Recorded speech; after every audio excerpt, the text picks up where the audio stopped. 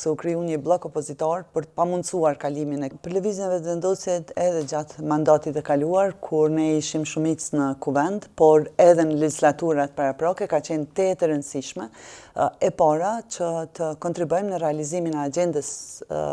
të qeverisë, pra programin qeveritar, miratimin e ligjeve të cilat kanë marrë besimin e qytetarëve, sepse qeveria implementon programin qeverisës i cili del si rezultat i mbështetjes së qytetarëve. Në këtë pikë e para dhe më rëndësishmja ka qenë ajo. E dyta, gjithmonë si deputet të kuvendit, deputetet të grupit parlamentar të lëvizjes vetëvendosje,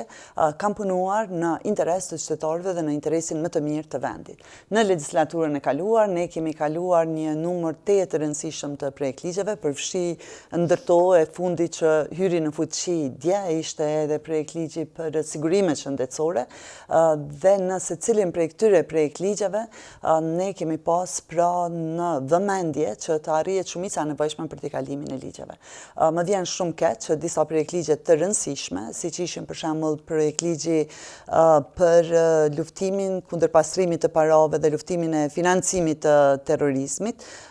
nuk kaluan, sikurse edhe marrëveshje tjera, sikurse edhe ligji për byron për konfiskimin e pasurisë pa justifikueshme, edhe një varg të marrëveshjeve ndërkombëtare, të cilat janë projektligje me interes të qytetarëve. Përkundër që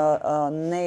me projektligje që është nevojitur shumica e thjesht i kemi kaluar, ka pas edhe projektligje për shkak të dinamikave që janë zhvilluar në legislaturën e fundit që nuk arritën të miratoheshin për shkak të bllokimit të partive opozitare, për shkak se u kriju një blok opozitar për të pamundësuar kalimin e këtyre qoftë marrëveshjeve ndërkombëtare, qoftë projektligjeve. Andaj e para dhe më rëndësishmja është në legislaturën e ardhshme, krahas punës për implementimin e ligjeve të rëndësishme që do të vinë nga qeveria, të kalojnë edhe projektligje që kanë mbetur nga legislatura e kaluar.